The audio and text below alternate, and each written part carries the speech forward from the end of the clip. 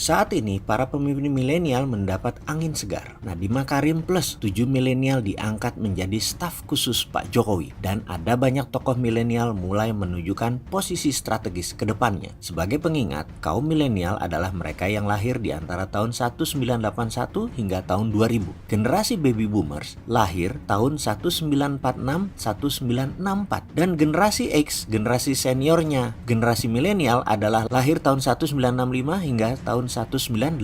Secara umur, kaum milenial kini seharusnya sudah menduduki level kepemimpinan tengah dan atas dalam sebuah organisasi, managerial level. Ini posisi penting di banyak organisasi. Sebentar lagi akan makin banyak pemimpin milenial yang menduduki posisi-posisi teratas dalam organisasi, seperti di kementerian, dirjen, gubernur, bupati, CEO, direktur, general manager, bakal menjadi sebuah kepastian karena adanya tuntutan perubahan dahsyat dan ekstrim serta super cepat yang kini sedang kita alami bersama. Banyak sebutan diberikan oleh para pakar kepada perubahan ekstrim zaman now, zaman Gen M, zaman generasi milenial itu, seperti istilah VUCA, volatility, uncertainty, complexity, dan ambiguity. Itu Bennis and Nanus yang mengatakan. Kemudian inflection point, Andy Grove, disruption, Clayton Christensen, kemudian revolusi industri 4.0, Klaus Schwab, dan the age of acceleration dari Thomas Friedman. Untuk itu, para pihak harus memahami fenomena apa yang sedang terjadi saat ini. Menariknya, semua pakar sepakat bahwa perubahan itu tak lagi linear atau incremental, tapi terjadi keterlepasan atau decoupling antara era lama dan era baru. Gak nyambung belas bahasa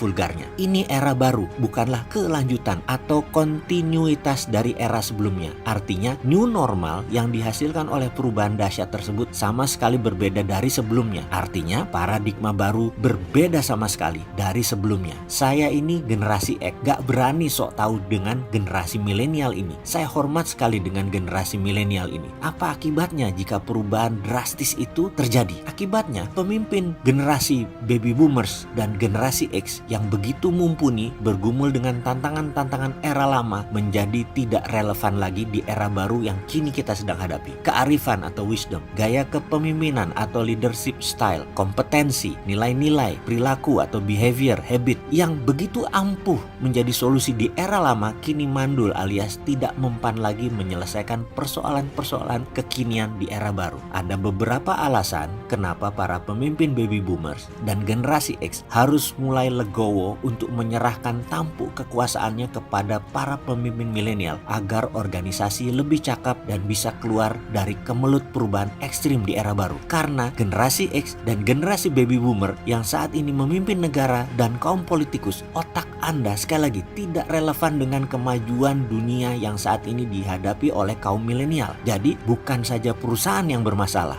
kepemerintahan pun saat ini bermasalah. Siap-siap serahkan tampuk kekuasaan ke generasi milenial.